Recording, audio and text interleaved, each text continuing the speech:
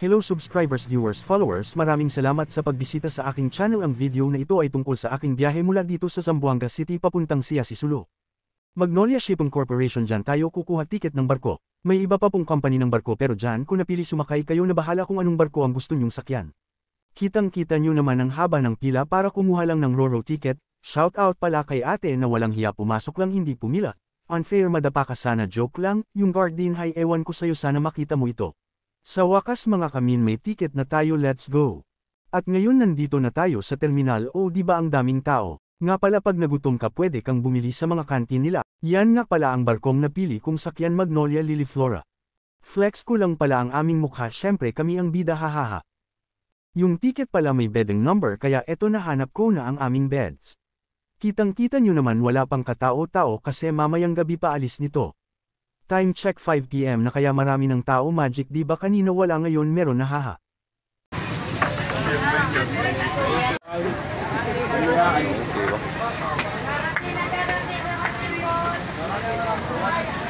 Naisipan kong bumaba para makapag-video para sa inyong mga kalasahan, sin-asawa ba na nila. So yun, marami ng pasahero kaya sasakay na tayo, ingat lang sa stairway to heaven. By the way, wag niyo po sanang kalimutan mag-subscribe mga kamin, pakipindot na rin ang bell icon para lagi kayong updated sa susunod na video ko, salamat. Kung di ako nagkakamali 10 to 12 hours pala ang biyahe nito. Bukas pa ng umaga ang arrival. Nandito na tayo sa loob, pag sumakay ka dito ganito eksena dito kaya alam mo na. Shout out din pala sa mga taga-Siyasi, comment naman kayo pag nakita nyo ito. Hinihila na nila ang stairway to heaven dahil paalis na tayo, have a nice trip.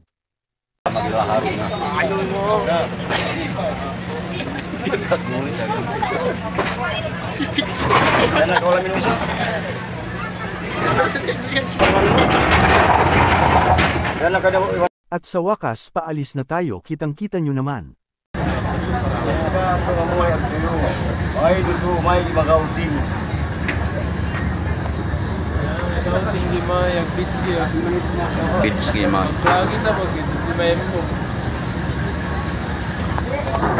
Bye Zamboanga, see ya next life, hahaha. Kailangan natin ng baon kasi isang gabi ang biyahe. May comfort room din sila, ladies and gentlemen. Baka naman pa comfort bay. Alas 10 na ng gabi kaya yung iba natutulog na, yung iba naman binabantayan ng sarili. Yung kasama ko inaantok na. Dahil hindi pa ako inaantok kaya naisipan kong mag-video dito sa ground floor para lang makita nyo mga kamin. Diyan ako kanina sa ground floor, may kantin din sila mga kamin. Lagan talaga ako pag di ako inaantok kaya nandito na naman tayo sa pinakaitaas ng barko mag-video para sa inyo. Low quality camera ko kaya di masyadong klaro ang moon, baka naman may mag-sponsor dyan. So ayun, inaantok na ako kaya good night, have a sweet dreams, Toro. Good morning guys, maaga akong nagising kasi excited na ako makapunta ng Siyasi. Yung isla bundok parang fried chicken leg lang. Palabas na si Haring Araw, kayo mga taga dito alam na alam nyo yan kung saan parte na ito. Mga legend, hulaan nyo nga kung saan parte ito, paki-comment na lang, pipili ako ng 10 tao makatamang sagot, may 1,000 Gcash ka. Ang sarap talaga bumiyahe lalo na pag maganda ang panahon tulad nito, di ba mga min?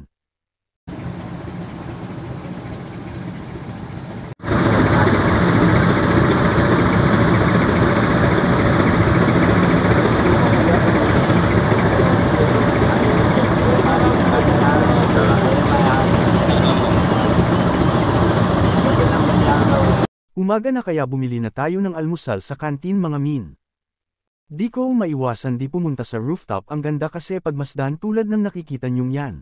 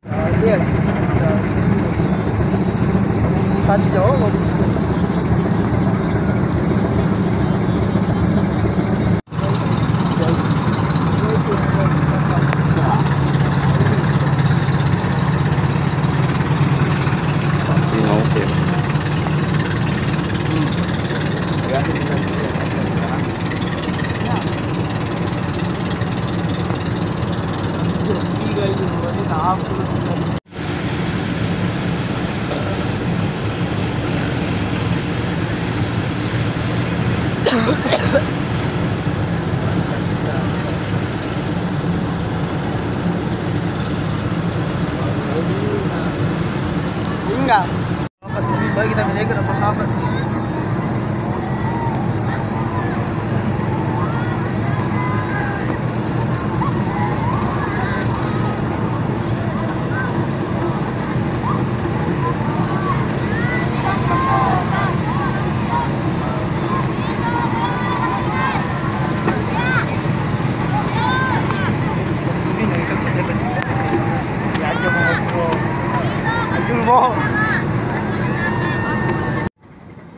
Welcome to Siyasi na mga kamin, ang daming tao siguro excited sila makita ako, hahaha.